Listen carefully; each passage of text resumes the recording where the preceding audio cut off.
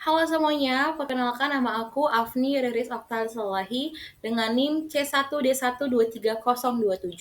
Aku dari Prodi Bisnis Digital. Saat ini aku sedang mengerjakan tugas untuk mata kuliah Cyber Security Management dengan dosen pengampu Bapak Bambang Purnomo SCMM.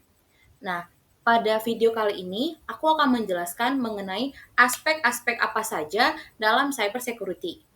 Nah, terdapat 8 aspek nih teman-teman. Yang pertama ada two-way authentication atau otensi dua faktor. Yang kedua ada namanya secure password atau kata sandi yang aman. Yang ketiga itu ada regular updates atau pembaruan yang rutin. Yang keempat ada antivirus. Yang kelima itu ada firewall. Yang keenam ada no phishing. Yang ketujuh ada encryption atau enkripsi. Yang kedelapan ada secure DNS.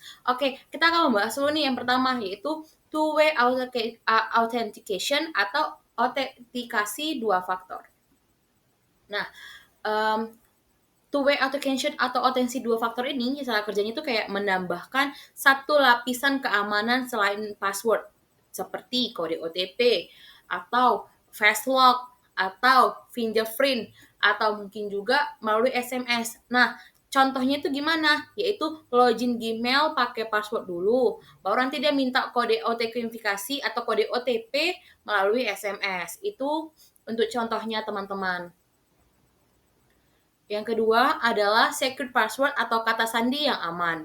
Nah, yaitu menggunakan kombinasi huruf yang besar, kecil, dan angka yang simbol. Contoh teman-teman, passwordnya seperti menggunakan password. Nah, kan orang-orang itu gini, password itu dia ada yang kombinasi teman-teman. Seperti contoh yang pernah saya bikin di PowerPoint, yaitu password menggunakan A-nya itu menggunakan @ dan juga O-nya menggunakan huruf 0 dan juga 2025 dan menggunakan tanda seru sebagai kombinasinya. Nah, itu tuh lebih aman teman-teman dibandingkan kita menggunakan password 123 karena itu tuh lebih bervariasi sehingga ketika akun kita terhack ataupun terhack, nah passwordnya itu susah untuk dipecahkan teman-teman. Yang ketiga adalah regular update atau pembaruan rutin. Nah, cara kerjanya itu gimana sih? Yaitu mengupdate software supaya celah keamanan yang lama ditutupi. Contohnya nih, update Windows dan antivirus secara berkala. Seperti misalnya saat ini udah ada Windows 11 nih, tapi teman-teman masih di Windows 7 atau Windows 10.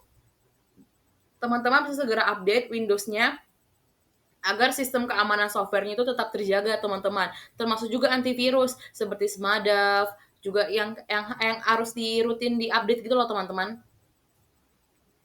Oke, tadi yang kita bahas nih mengenai antivirus. Nah, selanjutnya ini antivirus itu mendeteksi dan menghapus virus ataupun malware di perangkat kita. Nah, contohnya itu apa sih? Ya, diupdate juga antivirusnya secara berkala. Jadi virus misalnya contohnya nih Smartdav 2021. Nah, teman-teman tuh bisa langsung update gitu lah dengan versi yang terbaru. Jadi sistemnya lebih baru sehingga keamanan itu lebih terjamin gitu loh teman-teman.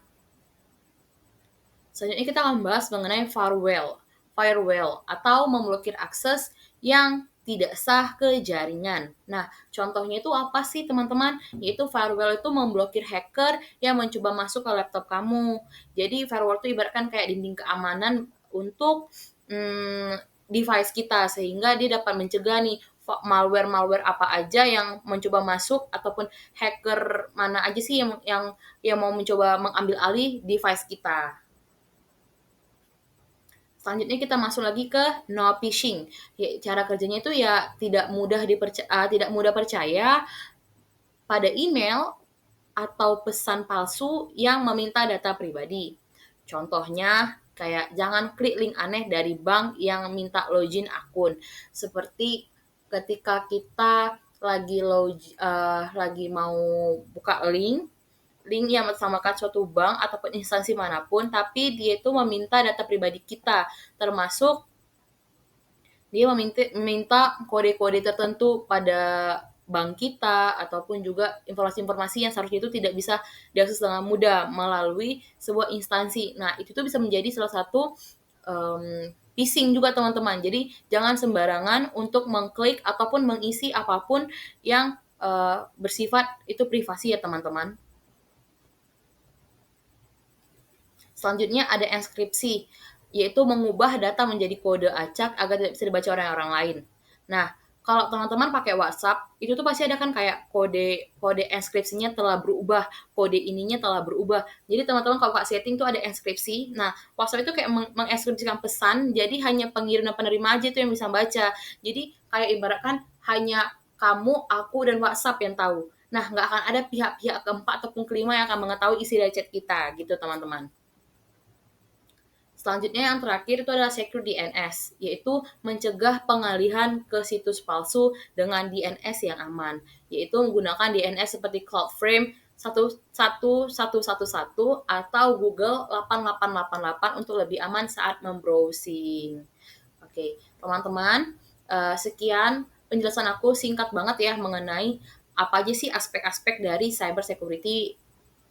Nah, keamanan cyber itu teman-teman bukan hanya tentang teknologi, tapi juga tentang kesadaran dan kebiasaan cerdas dalam melindungi data di dunia digital.